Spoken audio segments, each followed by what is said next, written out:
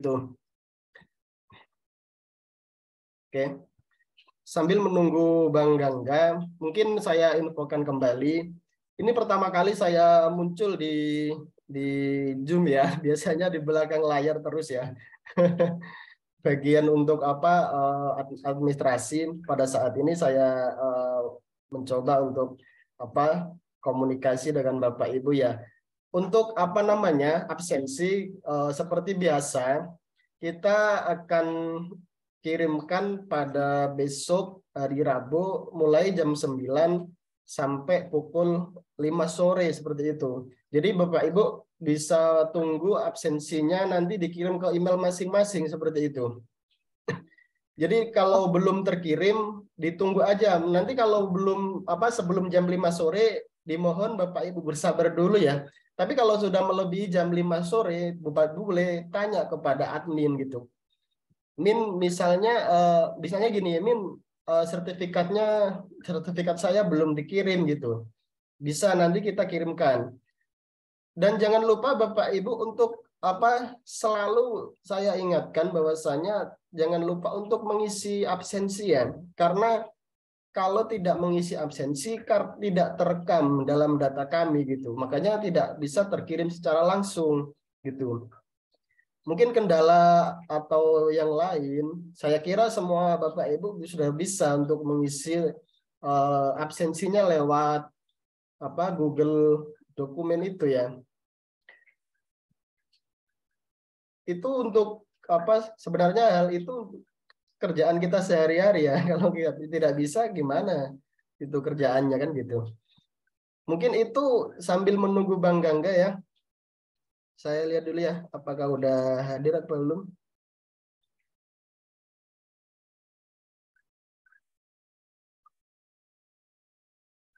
Oh iya, mungkin Bapak Ibu semua belum itu ya, ada yang kenal saya kenalan dulu ya. Perkenalkan saya Bapak Ibu, nama saya Khairul Anam. Pada saat ini saya di MJK sebagai apa namanya redaktur di MJK News dan juga sebagai apa namanya eh, itu di MJK Institute sebagai direktur MJK Institute yang mengelola kegiatan ini. Itu ya Bapak Ibu ya. Salam kenal untuk Bapak Ibu semua dimanapun berada ya. Mungkin baru pertama kali ini kita ketemu gitu.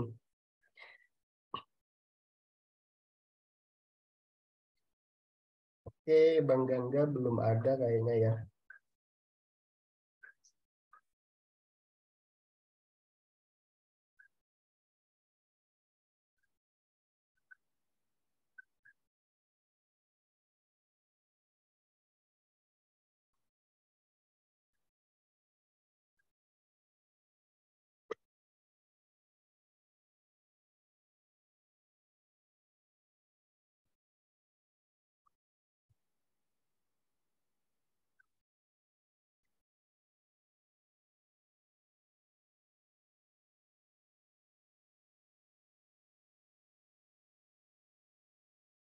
Sudah ada barangnya. Di mana dia?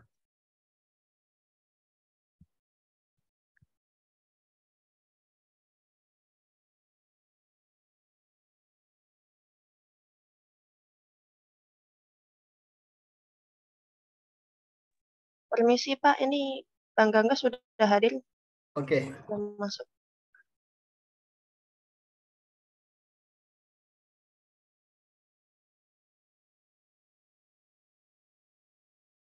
Oke, kita akan mulai aja apa namanya diskusi kita karena pemateri kita Bang Gangga sudah hadir.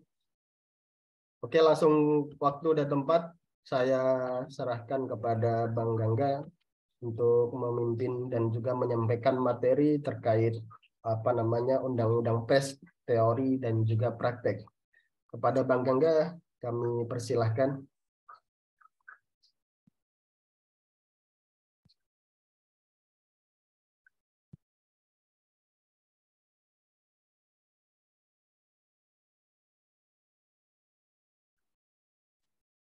Nah, halo, kedengeran nggak? Kedengar Bang? Kedengaran Bang. Oke.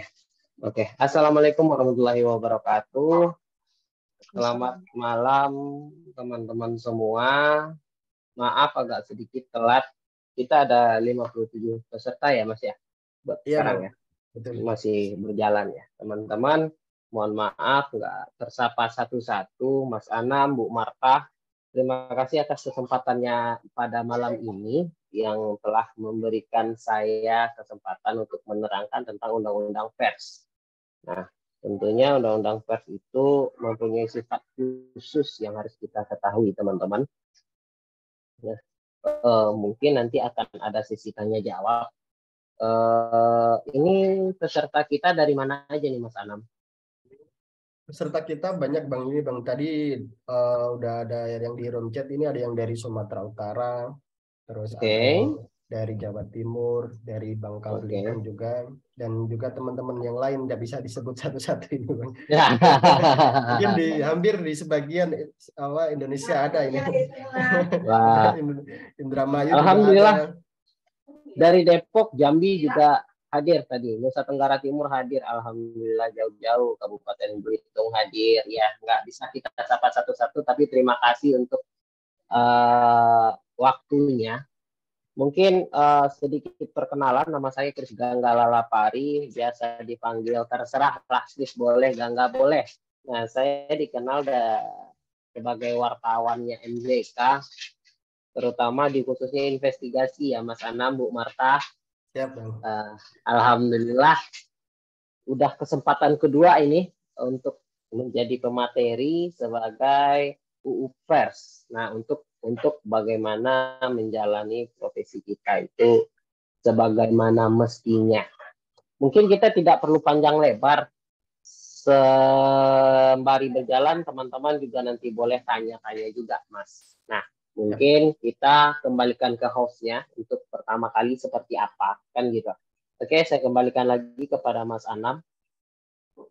Oke, terima kasih Bang. Jadi kita diskusi gini aja Bang, langsung aja nanti ini kan untuk informasi Bang, bahwasanya malam ini Bu Marta tidak bisa hadir ya, karena lagi Iya, oh sakit iya, ya. iya. Oke. Jadi saya yang untuk diamanai untuk memimpin acara ini.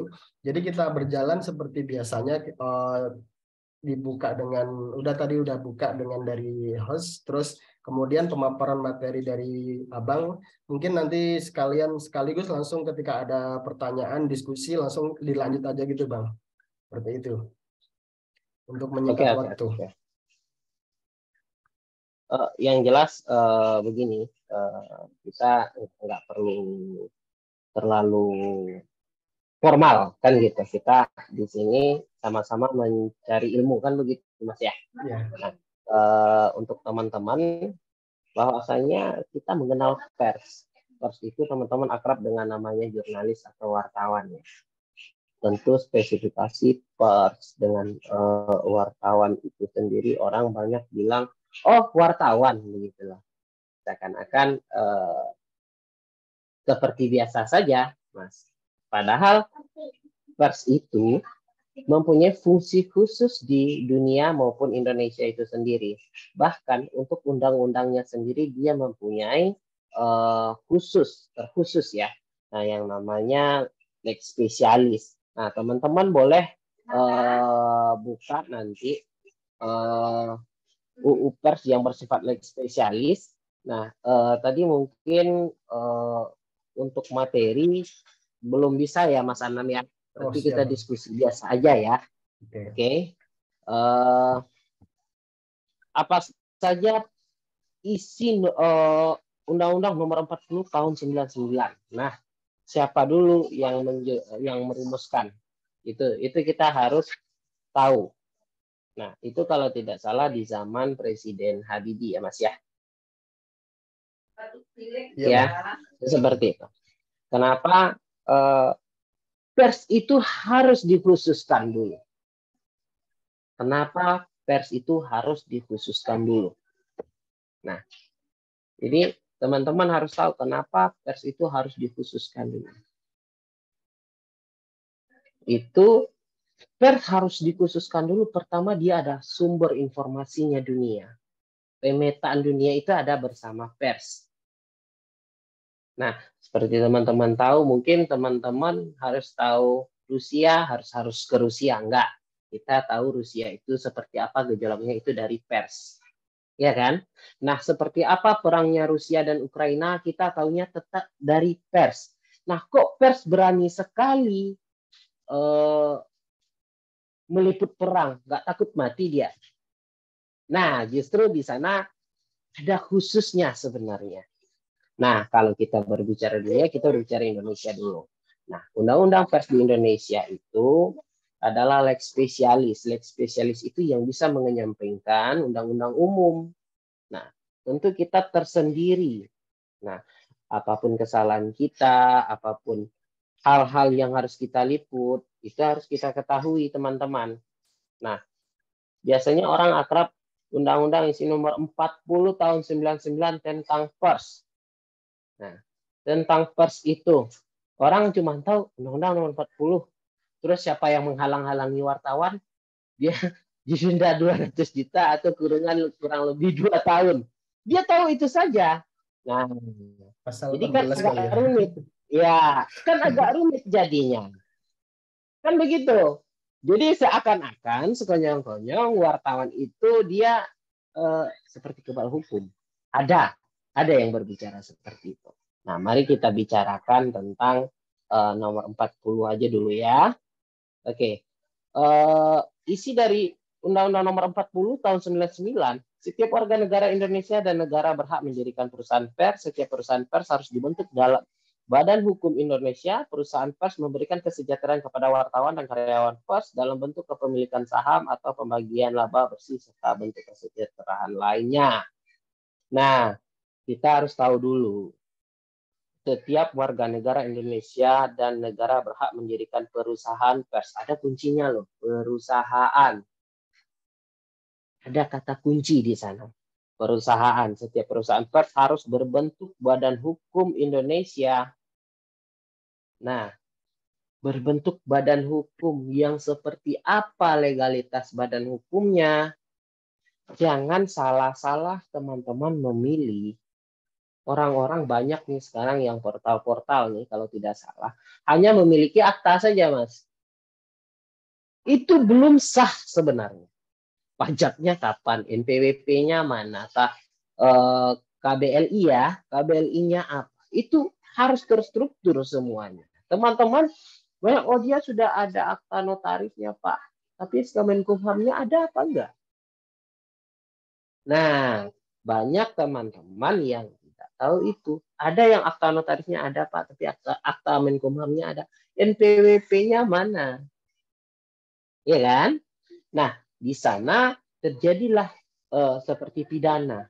Ketika disidang oleh Dewan Pers, dia tidak bisa dikatakan perusahaan pers yang sebenarnya karena dia tidak memenuhi unsur dari kata harus berbentuk Badan Hukum Indonesia, perusahaan pers memberikan kesejahteraan. Wah, lebih panjang lagi. Ini saja tidak lengkap, apalagi kesejahteraan wartawannya. Panjang kan jadinya. Nah, jadi teman-teman harus hati-hati nih milih di mana kita harus bertepat menjadi wartawan dan bekerja sebagai wartawan di media apa saja. Karena badan hukum itu menginput segala sesuatu persyaratan yang ada di negara kita. Tidak bisa tinggal sekalipun. Satu pun tidak boleh tinggal. Nah, banyak lagi teman-teman berbicara dia harus terverifikasi. Nah, sementara undang-undang belum diperbarui, itu belum ada yang katakan diverifikasi. Tapi sepenuhnya biasanya kita harus mempunyai ini dulu. Bentuk verifikasi itu kalau tidak salah saya baru himbauan. Verifikasi, sertifikasi itu bentuknya himbauan yang dikatakan tidak wajib tapi seperti diwajibkan. Kan seperti itu. Nah, untuk step 1, perusahaan memberikan kesejahteraan kepada wartawan dan karyawan pers dalam bentuk kepemilikan saham dan atau pembagian laba bersih serta bentuk kesejahteraan lainnya. Biasanya teman-teman wartawan itu akan dijelaskan dari pembagian kontrak. Oke? Dari pembagian kontrak dari pembagian kontrak misalnya berapa nih. Nah, di sana sudah dijelaskan. Tapi ketika teman-teman tidak diberikan sepeser pun, nah itu dia melanggar. Ada pasal yang mengatakan itu. Dan kalian bisa berhak mengadukan itu kepada Dewan Pers. Nah, mungkin sejauh ini Mas Anam boleh kita bedah untuk hal ini dulu. Teman-teman yang ingin menanyakan seperti apa pendalamannya. Gimana Mas Anam? Atau kita lanjut dulu? Oke Bang, kita dilanjut dulu aja nanti sampai jam Oke. 19.50 gitu Bang. Oke. Peran pers berdasarkan Undang-Undang Nomor 40 ya tahun 99. Sesuai dengan nomor Undang-Undang Nomor 40 tahun 99 tentang pers, salah satunya peranan pers nasional adalah memenuhi hak masyarakat untuk mengetahui. Pers berperan penting dalam menyebarkan informasi kepada masyarakat, baik atau buruknya informasi yang diterima masyarakat tergantung dari pers. Nah, inilah yang akan sering menjebak kita. Seringnya opini seorang wartawan itu bermain. Sah saja. Tapi teman-teman harus telaah dulu. Karena banyak orang tidak tahu pers itu sebenarnya yang menciptakan pemikiran masyarakat banyak. Nah, masyarakat banyak itu terciptanya satu buah opini yang menggumpal. Nah, seperti hal sekarang yang lebih viral itu Mas Anam, penculikan. Iya. Penculikan. Ada portal yang tidak bertanggung jawab bilang, oh ini penculikan. Terus ketika telah didalami, ternyata tidak. Konyong-konyong pers langsung membuat diduga penculikan begini-begini. Itu tanpa ada penjelasan dan pendalaman yang lebih lagi terhadap kasus itu. Nah, jadinya legal opinion-nya tidak tepat. Nah, apabila si korban yang merasa dirugikan itu kena kita, bisa dituntut kita karena tidak terbukti.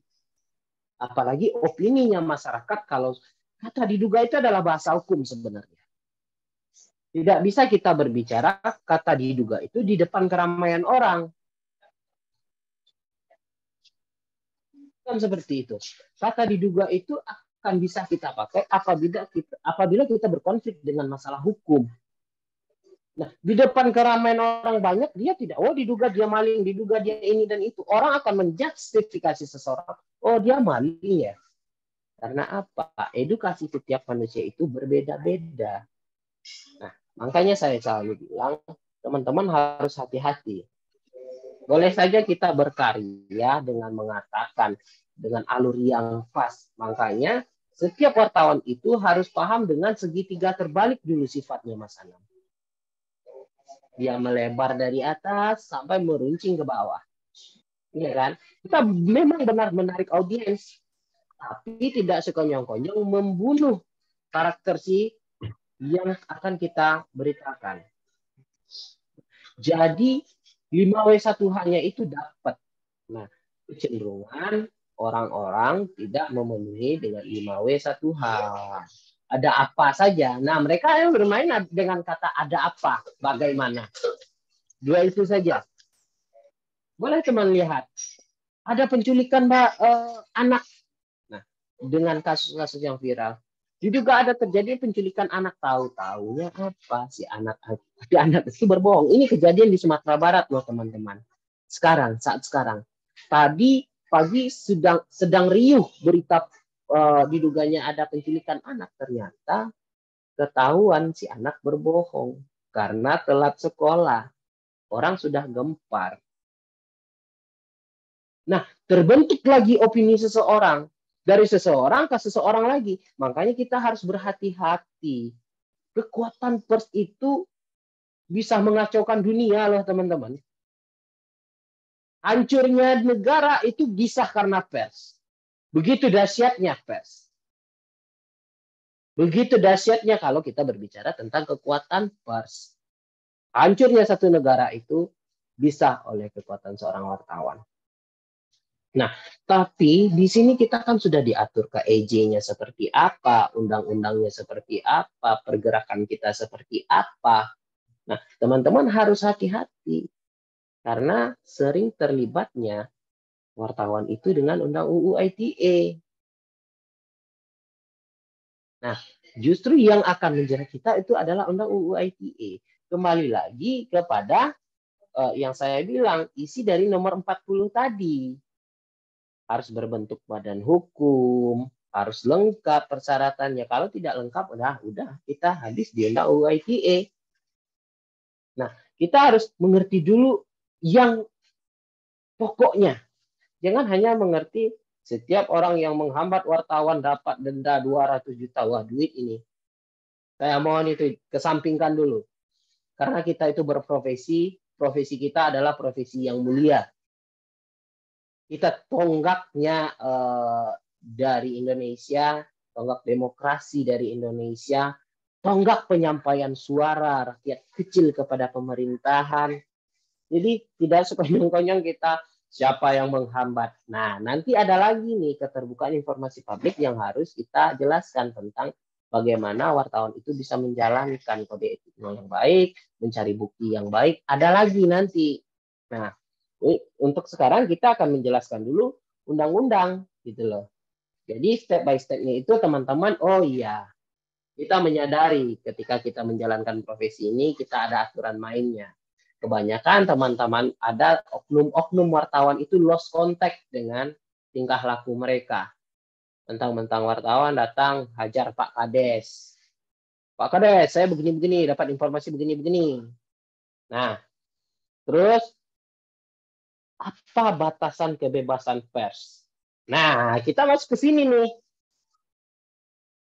Jadi teman-teman, jangan bilang kita itu tidak ada batasan.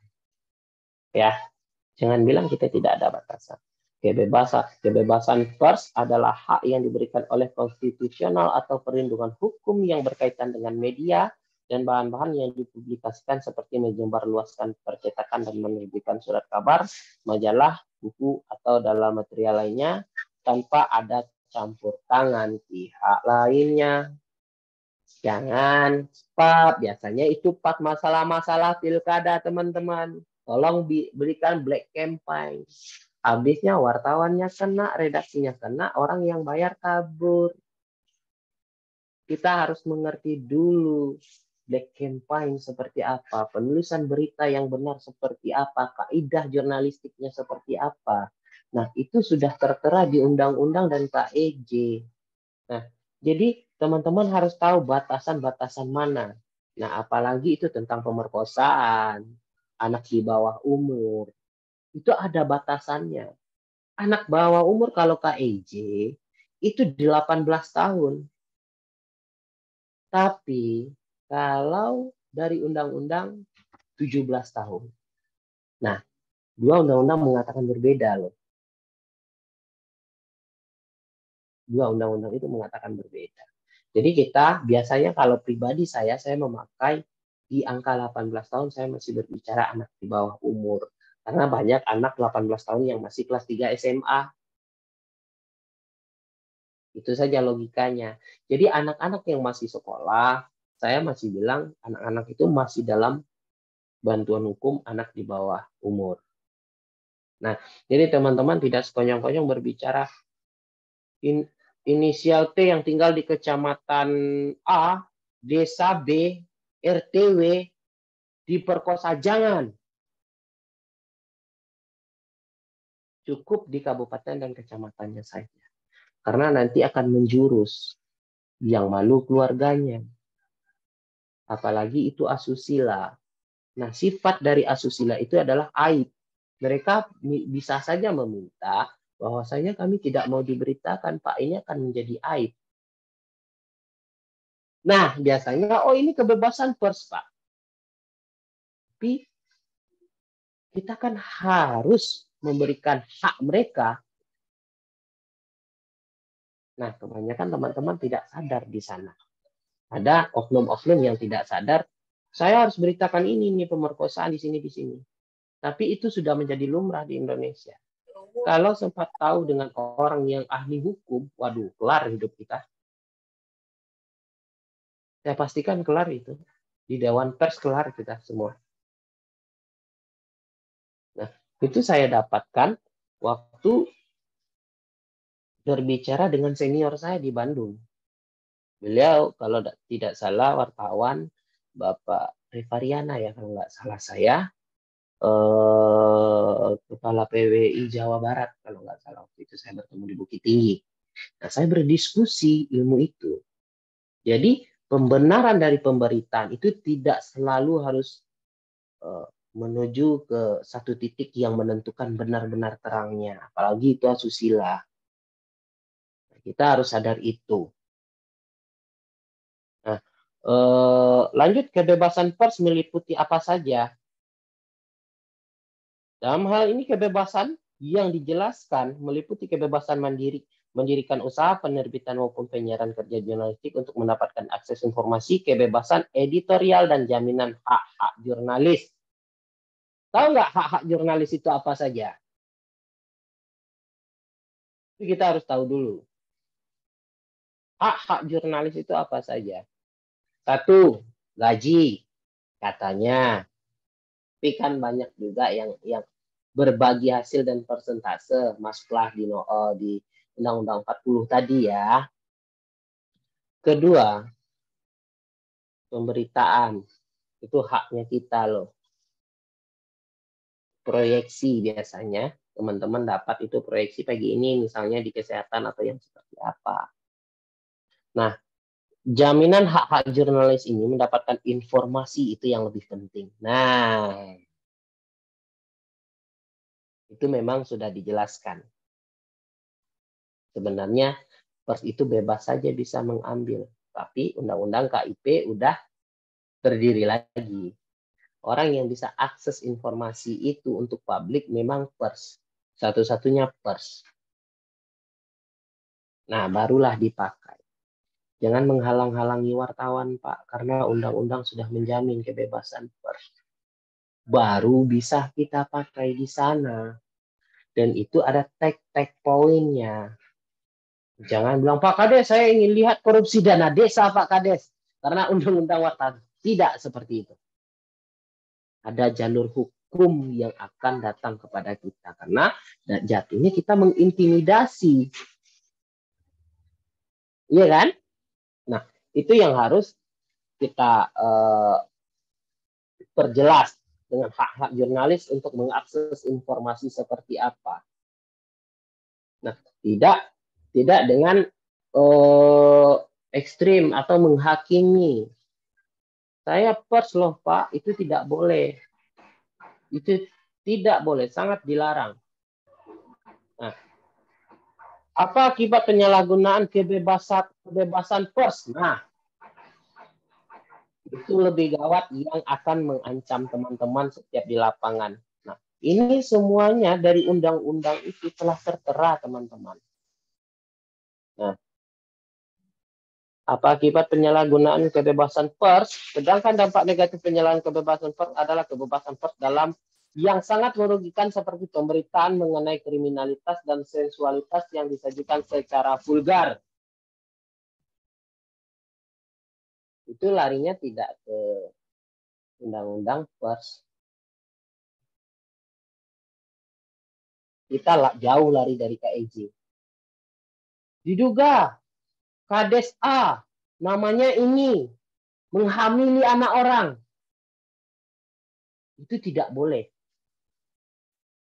Itu sangat tidak boleh. Kan banyak teman-teman melihat pemberitaan yang seperti itu. Perselingkuhan Kades A dengan guru SD yang berinisial B. Misalnya namanya Ayam. Kades Ayam berselingkuh dengan ibu guru Ayam. Itu parah itu. Ujung-ujungnya redaksi yang disalahkan. Ujung-ujungnya redaksi yang disalahkan. Redaksi ditertibkan atau kita sebagai wartawan yang ditertibkan. Tapi yang lebih rawan adalah penanggung jawab yang tidak tahu dengan undang-undang. Makanya setiap kita penanggung jawab redaksi itu besar. Nah, teman-teman harus tahu, penanggung jawab redaksi itu orang yang tahu dan mengerti dengan undang-undang. Nah, seharusnya dia juga harus terlibat dalam editorial berita. Karena apa? Berita kalau tidak disaring, wah itu gawat. Karena yang ujuk-ujuknya masuk dalam permasalahan bukan wartawannya sebenarnya. Bukan wartawannya. Kalau memang itu murni berita, tapi adalah penanggung jawabnya. Pimpinan redaksinya itu yang pasti masuk melanggar. Itu sudah masuk itu. Karena beberapa majalah besar itu tetap menerbitkan hal-hal yang seperti itu dan akhirnya para penanggung jawabnya, pimpinan redaksinya masuk penjara. Izin Bang, Ya, ini ada yang bertanya ini bisa gimana ini mau dilanjut dulu apa ini boleh. diskusi dulu Bang? Ini Boleh. ada Pak Ardi Gunara ini udah raise hand. Selamat malam Pak Ardi, mungkin bisa ditanyakan. Ya, selamat malam buat para mentor nih, buat para senior juga. Assalamualaikum warahmatullahi wabarakatuh. Waalaikumsalam. Ya, saya tertarik dengan penggiringan opini, di mana penggiringan opini ini kalau diteruskan menjadi satu pembenaran, ya kan? Nah, tapi dengan mengedepankan asas praduga tak bersalah. Nah, penggiringan opini yang terus-menerus ini, kalau dihembuskan oleh pemerintah misalkan, ini peran kita di mana? Izin bertanya itu aja. Oke. Peran ya, tentang peran. Nah, mungkin boleh, karena saya nggak bawa pulpen, Mas Anom. Satu saya jelaskan dulu ya. Peran kita tentang pembahasan opini yang akan membenarkan ya. Dihembuskan lagi. Hoak atau seperti apa.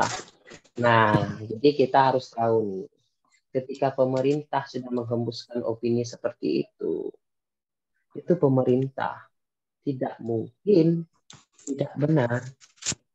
Nah, tapi kalau kita berbicara tidak mungkin dan tidak benarnya, terjadi lagi, Pak, itu institusi Polri sudah memberikan itu, Pak.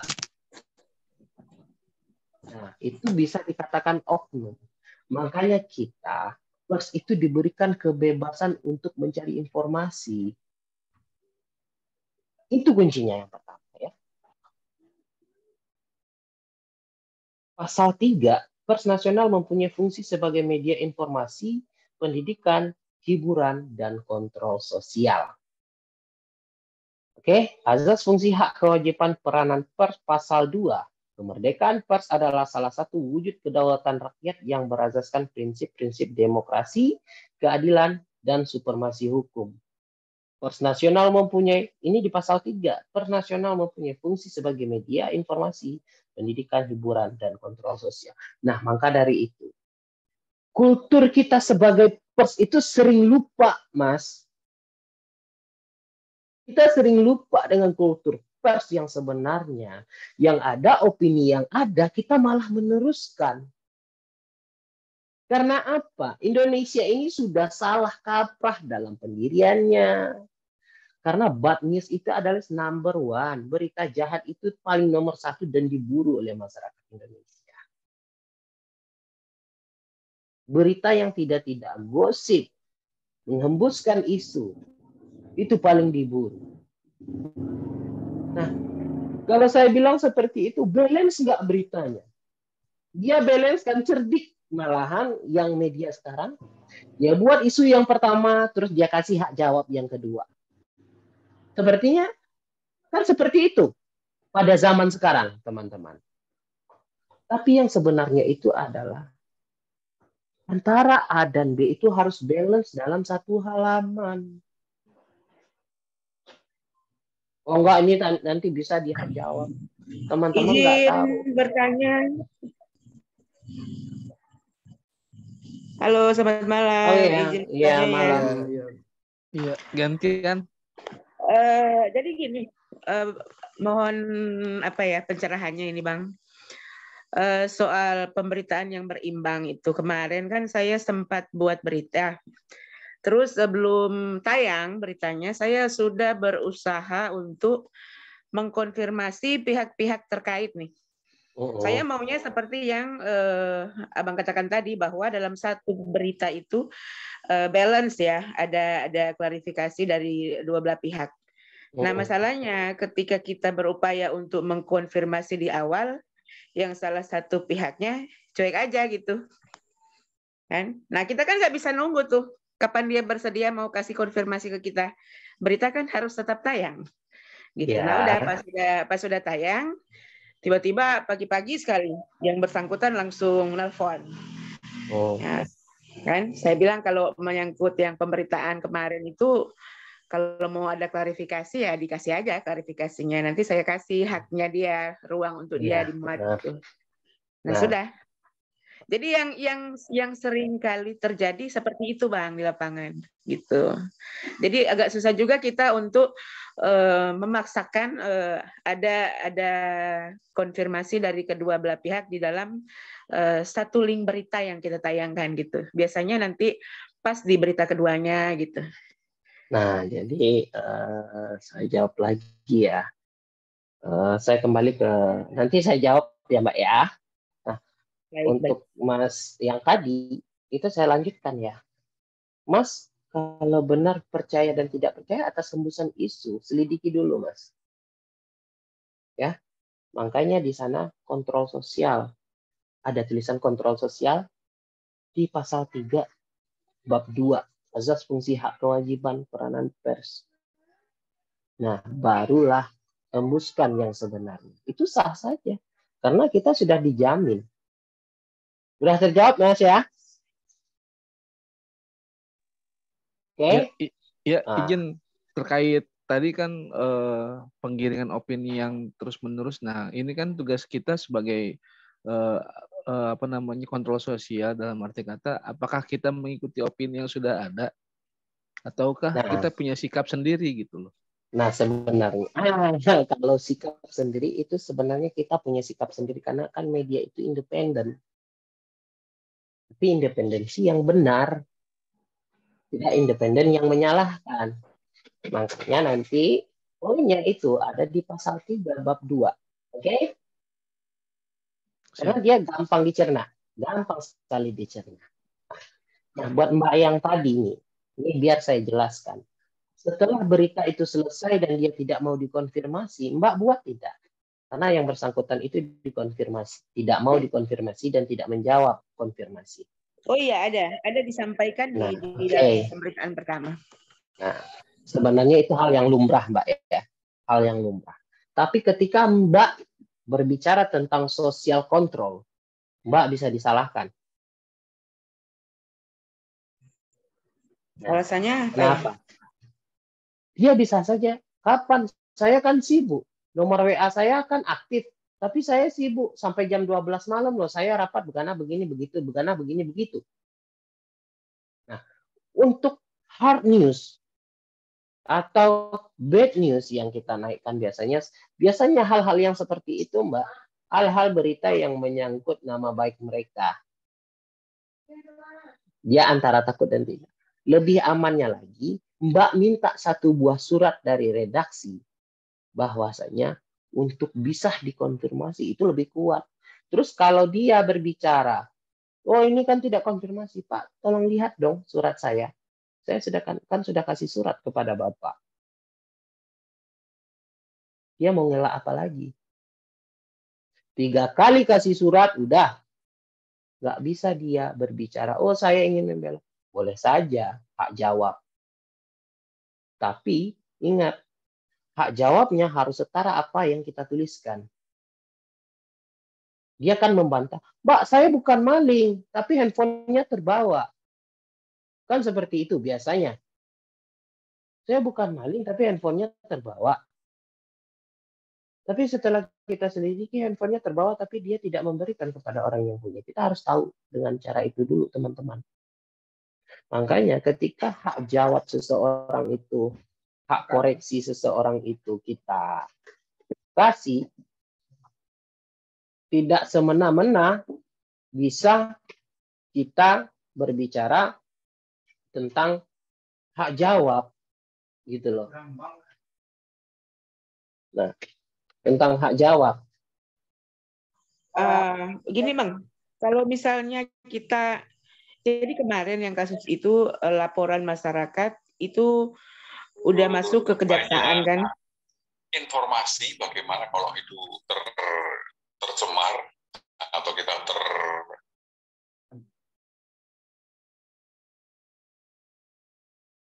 Halo? Lanjut Bu Yolanda. Itu tadi ada yang ngomong, barangkali dipersilakan aja dulu. Saya nunggu gitu. Kayaknya bocor itu Bu, Bapak itu. Oh gitu, oh ya. Jadi begini, pas ada informasi, jadi ada dua pihak nih yang sedang berseteru. Persoalannya tentang pemberhentian perangkat desa. Mungkin bisa dibantu apa ya, di mute yang lain ya. Kayaknya keganggu nih kalau lagi bicara ada suara lain. Halo? Iya Bu, lanjut Bu. Jadi mereka kasih informasi ke saya. Nah, pas laporan itu udah masuk sebenarnya di kejaksaan. Cuma mereka mau dimuat di pemberitaan biar ya ada informasi lah ke masyarakat bahwa prosesnya sudah bergulir gitu di kejaksaan. Nah, diterangkanlah kan versi mereka. Nah, saya udah upaya konfrontir ke lawannya gitu, nggak dapat konfirmasi. Jadi sebagai penyeimbang, saya menanyakan langsung ke kejaksaan. Jadi hanya informasi dari pelapor, terus ada keterangan dari kejaksaan bahwa benar laporan sudah diterima. Itu kan udah cukup ya? Atau gimana? Apakah dengan keterangan dari kejaksaan bahwa laporannya benar sudah diterima masih kurang Oke, saya jelaskan ya. Iya. Ketika ada laporan, apakah pertama itu korupsi apa bukan? Dugaan korupsi. Nah, itu paling rawan itu. Penggelapan siltap, penghasilan tetap perangkat desa. Oke. Ketika pemberitaan korupsi yang kita bicarakan, kita jangan pernah menyebutkan nama seseorang di dalamnya. Karena ketika dia dilaporkan, kita anggap saja lagi Kucing, kepala desa Kucing dilaporkan tentang dugaan penggelapan atau korupsi dana desa. Nanti tahu-tahunya setelah penyelidikan awal dan dia tidak bertemu bukti, dia bisa menuntut pencemaran nama baik. Karena apa? Kejaksaan hanya bilang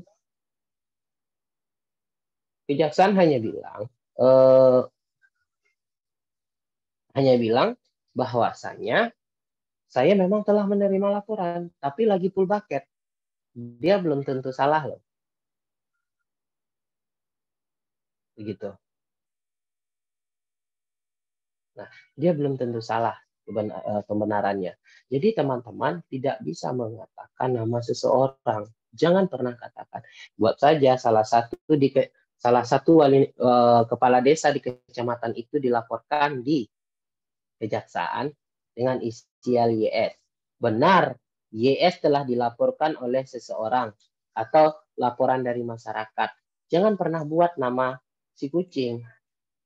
Buat saja inisial K. Itu tidak akan terjadi permasalahan. Nah, teman-teman harus tahu itu. Tapi kalau teman-teman membuat nama K, Kucing, dengan nama yang lain, itu gawat. Itu bisa ke pencemaran nama baik apabila tidak ditemukan kesalahannya. Nah, itu yang bikin saya sebenarnya agak bingung ya. Jadi gini, kalau misalnya dalam satu pemberitaan, Misalnya ada LSM yang ngubungin kita, dia mau ngasih statement bahwa berdasarkan hasil investigasi dia menemukan bahwa ternyata ada indikasi kuat ada dugaan korupsi gitu. Seperti itu. Minta kita diberitakan. Nah, kita kan sebagai media tugas kita hanya menyampaikan, kan? Ya. Nah, itu bagaimana? Jadi yang dalam hal ini kalau misalnya dia benar atau tidak, yang memberikan statement itu kan sumber. Nah, jadi sebenarnya begini. Sebenarnya itu sudah masuk produk jurnalistik sebenarnya. Karena tapi begini, apakah dia mengundang Anda atau Anda yang datang ke dia? Dia berbeda. Ketika Anda datang ke dia dan menanyakan, benar, LSM itu tidak bisa mengatakan seseorang itu salah. Gitu loh. Tidak ada undang-undang yang bisa mengatakan ormas atau LSM itu bisa menyalahkan orang lain sebelum pengadilan yang ketuk palu. Nah, jangan selalu konyong-konyong LSM ini tuding Kades ini gitu loh. Itu tidak ada haknya gitu loh. Dia hanya bisa melakukan kontrol sosial. Nah, dia hanya bisa melakukan dan pengaduan kepada institusi-institusi tertentu. Nah, jadi Mbak harus tahu dulu ketika Mbak diundang, karena saya pernah mengalami hal itu setelah jumpa pers, saya dimintai keterangan jadinya. Padahal dia yang menyebutkan nama orang. Nah, untung itu produk jurnalistik. Ya, produk jurnalistik, dan itu terjadi sekitar 8 bulan yang lalu.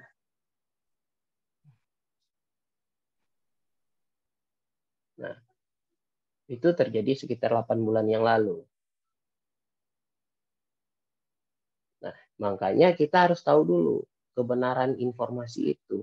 Ketika kita menanyakan si A dan dia itu wawancara, apakah kita langsung datang ataukah dia memang membuat jumpa pers? Itu berbeda loh, teman-teman. Itu sangat berbeda. Jadi tidak bisa kita, karena ormas itu sama dengan kontrol sosial gitu loh. Jadi jangan Mbak dengan pers rilis yang dikeluarkan oleh LSM. Nah, pers rilis yang dikeluarkan LSM apabila menyebutkan nama orang boleh saja kita buat, tapi apabila mengandung nama seseorang buatlah inisialnya. Ya, jangan pernah membuat namanya. Karena ketika namanya yang kalian buat, maka pertama pencemaran nama baik udah di tangan kita. Meskipun kebenarannya itu belum benar-benar terungkap, ya, tapi itu sudah mencemarkannya pada saat awal. Itu membuat konflik dan memperpanjang jangka waktu mereka untuk memperbaiki segala sesuatu, gitu loh. Jadi kita tidak boleh menyebutkan nama meskipun rilis. Sebenarnya boleh-boleh saja, tapi kecenderungan akan menambah masalah bagi teman-teman. Kecenderungan itu banyak teman-teman yang terjadi masalah di sana. Makanya saya sangat bilang hati-hati ketika menyebutkan nama seseorang pasca jumpa pers itu, meskipun kita hanya jumpa pers. Makanya kita lihat kan, ketika televisi menyebutkan nama orang, dia selalu bridle atau sensor.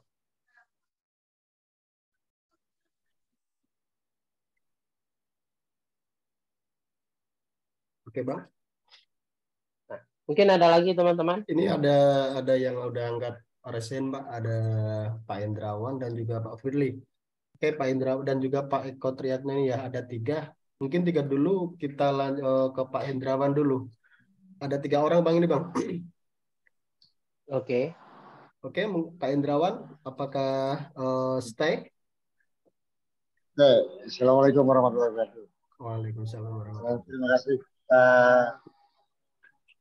Grace, mohon petunjuk. misal kita liputan ya. Sebenarnya tadi sudah ada jawaban, cuman kami memastikan kembali berkaitan dengan liputan video.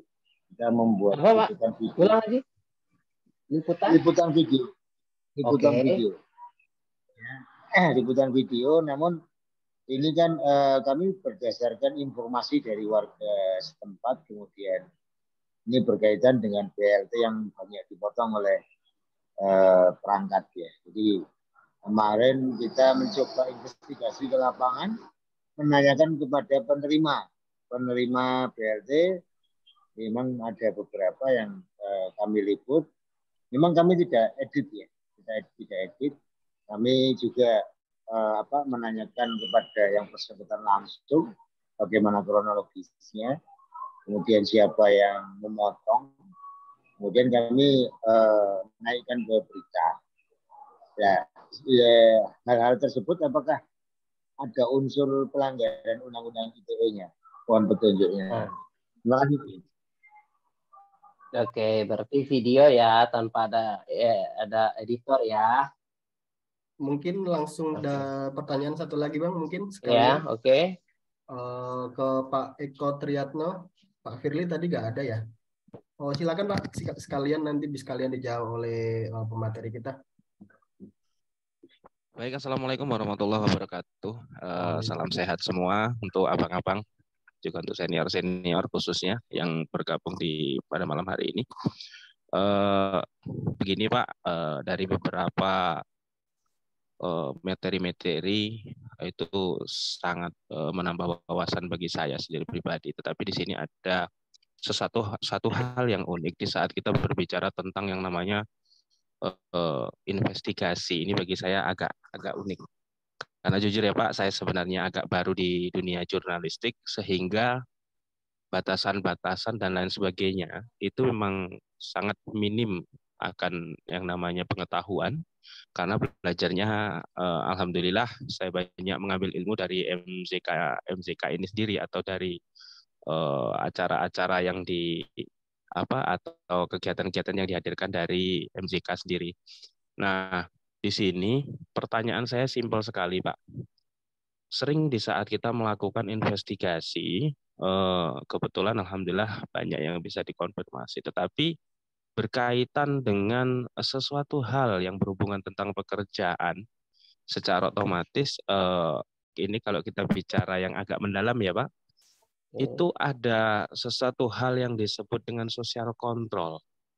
Nah, maksud saya batasan social control itu sejauh mana atau sebagaimana?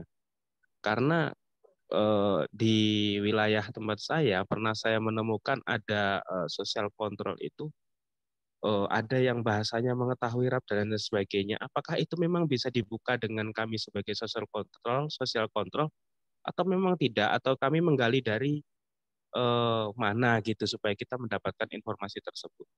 Nah, ini mohon dijelaskan Pak, terutama di bagian social control yang berhubungan dengan investigasi. Terima kasih. Oke, sebenarnya investigasi itu ada di pasal 4 bab 2 ya. Sebenarnya kalau kita dalami. Pasal 4 itu satu, kemerdekaan pers dijamin sebagai hak asasi warga negara. Terhadap pers nasional tidak dikenakan penyensoran, pemberedalan atau pelanggaran penyiaran. Untuk menjamin kemerdekaan pers, pers nasional mempunyai hak mencari, memperoleh, dan menyebarluaskan gagasan dan informasi dalam mempertanggungjawabkan pemberitaan di depan hukum. Oke, ini yang hak tolak. Yang 1, 2, dan 3 tadi yang saya sebutkan. Nah, teman-teman, untuk 2 ya, cukup 2 ya, yang saya jawab ya. Tadi video yang tanpa ada editor. Nah, yang kedua tentang investigasi. Mohon maaf, tadi saya terlalu jauh. Jadi untuk tanpa edit video yang meliput, terus tanpa edit, nah itu sebenarnya fatal akibatnya. Fatal akibatnya bukan ke kita, Pak, tapi kepada mereka yang memberikan penjelasan.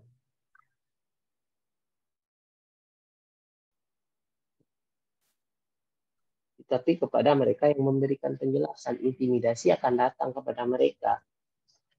Segala bentuk upaya hukum yang akan beredar mereka akan datang. Tugas kita mencari fakta dan kebenaran. Dan itu pun kita harus balance antara dia dan si pemberi BLT.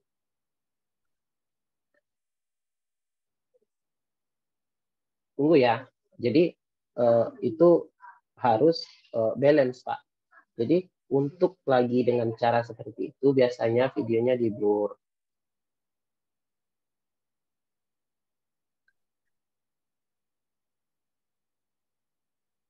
Nah, oke, jelas ya. Besok jangan dibiasakan dengan memberikan tanpa di blur, tanpa di apa, itu harus ada. Makanya editor dan penanggung jawab itu harus ada.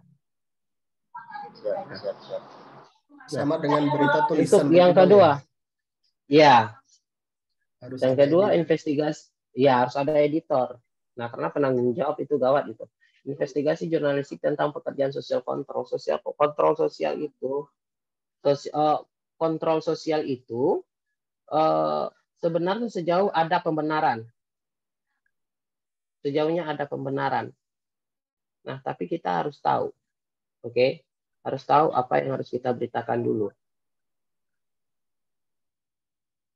Kita harus, jadi prinsipnya tidak ada berita seharga nyawa, teman-teman. Teman-teman boleh saja investigasi, tapi tidak harus mengorbankan nyawa. Teman-teman, saya minta waktu sebentar ya. Mungkin mohon maaf karena ada kejadian di depan sebentar, Mas Anam. Oke. Oke, iya, karena ini mendadak ya. Sebentar ya, saya minta Oke. waktunya cuma 1 menit saja, 1 sampai 2 menit ya. Mohon Apa maaf ya.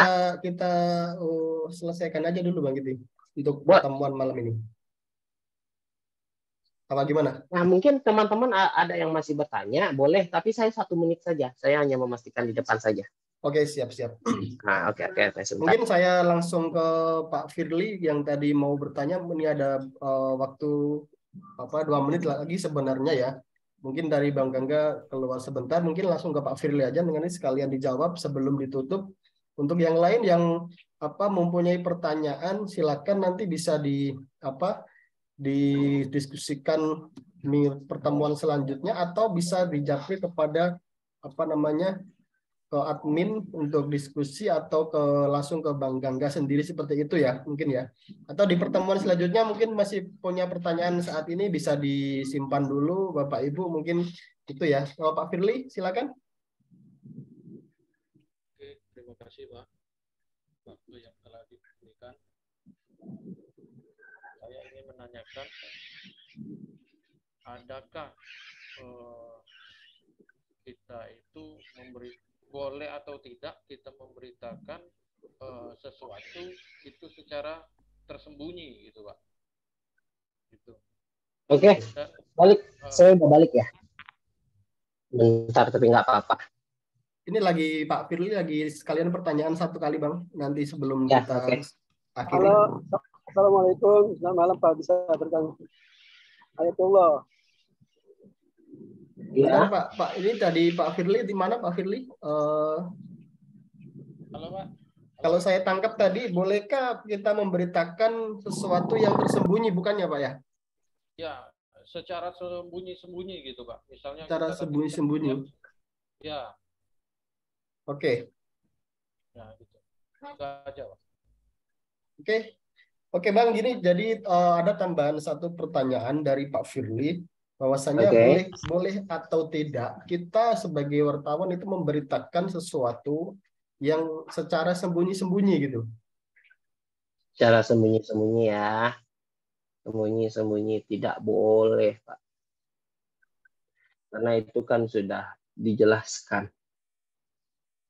Nah, itu sudah dijelaskan. Di dalam undang-undang kita harus jelas. Bahkan badan hukum kita aja sudah harus tertera di box redaksi, Pak. Dan kita harus diwajibkan dalam kode etik, kita harus diwajibkan mengetahui siapa kita berasal dari mana. Begitu loh. Jadi ketika kita tahu si A korupsi, terus kita tahu nih benar-benar A1, tapi kita memberitakan secara diam-diam tanpa ada konfirmasi lanjutan kepada dia dan pihak-pihak yang lain, itu nggak bisa. Maka akan timbul nanti hak jawab. Kadang-kadang orang-orang tidak hak jawab dikasihnya, Pak. Langsung lapor pencemaran nama baik. Gitu loh. Langsung lapor, itu tidak boleh, Pak. Jadi identitas kita harus tahu kita sebagai wartawan apa.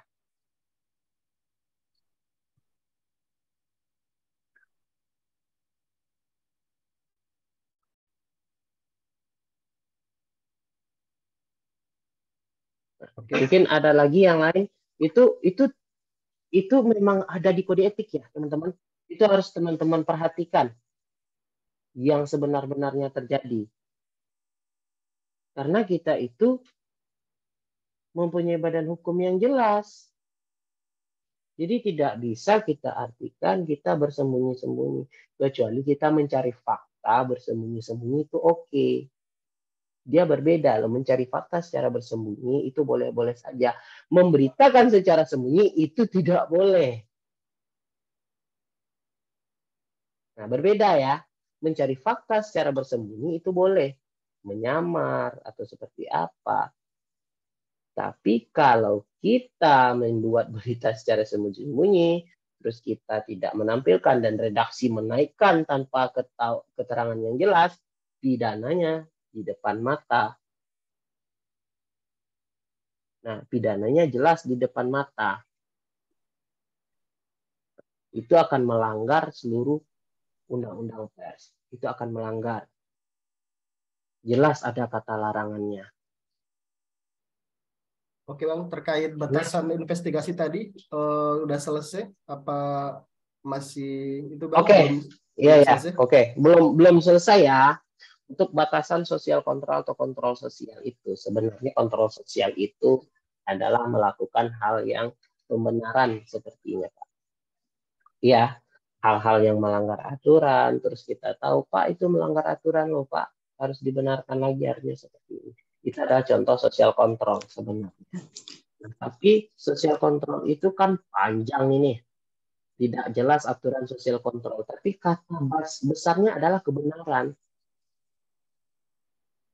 Sosial kontrol itu kita mengontrol jalurnya. Kita mengontrol jalurnya. Sebenarnya itu saja kata-katanya. Mengontrol yang sebenar-benar jalurnya itu rel keretanya pas apa enggak. Kalau enggak tabrakan dia. Gitu. Atau tidak akan muncul pidana dia. Nah, itu saja sebenarnya. Nah, tapi teman-teman untuk berbicara kita sosial kontrol itu agak rumit, agak ruwet. Karena apa? Kita akan dikelilingi oleh orang-orang yang akan memusuhi kita. Apakah kita siap? Nah, itu yang harus kita pahami dulu.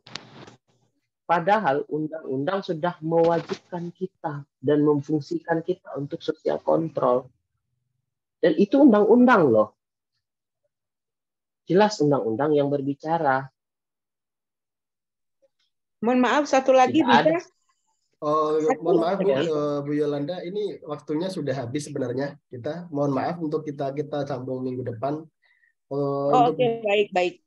Untuk Bang Gangga mungkin bisa ngasih statement terakhir sebelum kita tutup. Oke. Kita ada waktu berapa menit lagi, Mas Anam? Oh ya, ini 2 menit lagi Bang itu. 2 menit lagi sebelum close ya. Iya, kita udah lewat 5 menit sebenarnya ini Bang. Oke. Untuk teman-teman sebenarnya agak kalau berbicara teori dan penerapan undang-undang, kita harus rajin membaca kitab undang-undang pers dan kode etik ya. Karena apa? Sedikit saja melenceng orang berpijak kepada profesi kita. Berpijak kepada itu.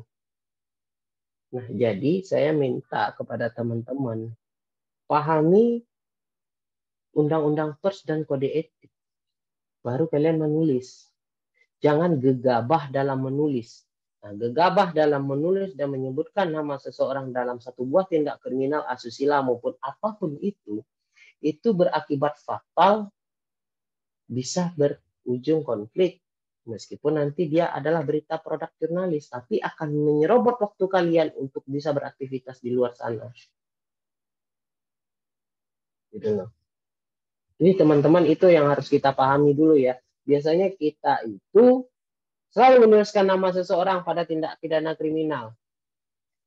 Jangan dulu sebelum dia benar-benar sudah menjadi tersangka. Ya. Kalau masih diusut itu tidak boleh. Tidak akan ada pembenaran bagi kita untuk menulis satu buah nama ketika satu buah kasus itu masih diusut karena kebenarannya belum tentu benar.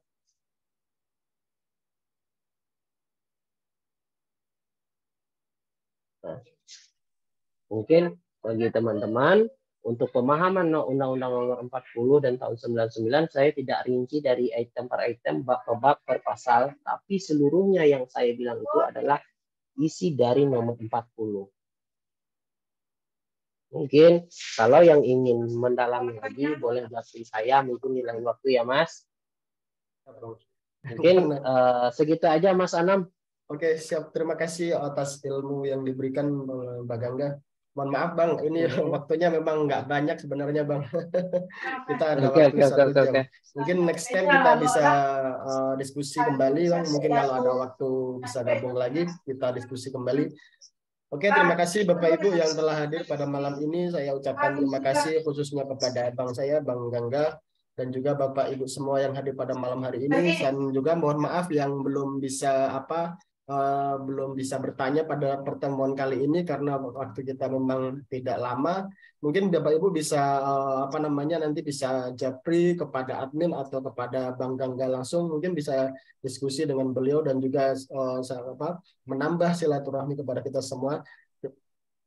Oke, malam hari ini kita tutup dengan Bismillah, hamdalah dan juga doa terakhir bagi kita semua sesuai dengan keyakinan kita masing-masing. Semoga acara pada malam hari ini bermanfaat bagi kita. Terima kasih. Assalamualaikum warahmatullahi wabarakatuh.